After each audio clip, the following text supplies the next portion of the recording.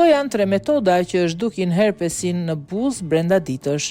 Jeni zgjuar në mëngjes, keni parë veten në pasqyrë dhe befas kuptuat se diçka nuk shkon me ju. Një mini plag është shfaqur në pjesën ansore të buzës tuaj, gjë të cilën nuk e konstatuat dje apo pardje.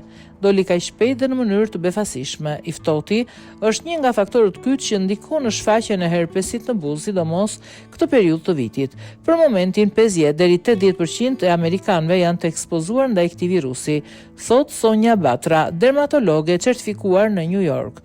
Dhe si ekspert e kësaj fushë ajo ka gjetur metodat se si të qetësojmë, trajtojmë dhe parandalojmë shfaqjen e herpesit në prag të periudhës më të ftohtë të vitit.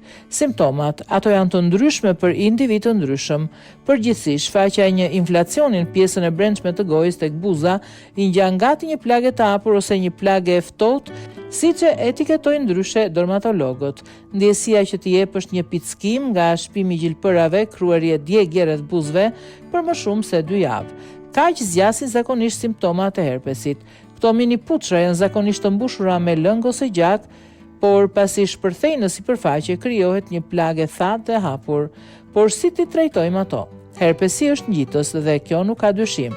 Deri në momentin që nuk është zhdukur plotësisht, herpesi është aty si rrezik faktik për t'ju ngjitur personave të tjerë me të cilët keni kontakte çdo ditë. Dermatologjia rekomandon fillimisht që pacienti të bëjë gjumë mjaftueshëm gjatë kësaj periudhe sepse kjo forcon sistemin imunitar. Plagët e pranishme në një trup që është nën stres kanë tendencën që të mos shërohen. Përdorni fasha të ftohta ose kube akull mbi to për të reduktuar rënjtjen dhe skuqjen dhe në këtë moment konsideroni si zgjidhje mjetet rrethanore në shtëpi. Gjithashtu produktet e bletës si hoje apo mjalti, si dhe gjethet e aloe verës janë ideale dhe praktike për ta shëruar herpesin brenda ditës.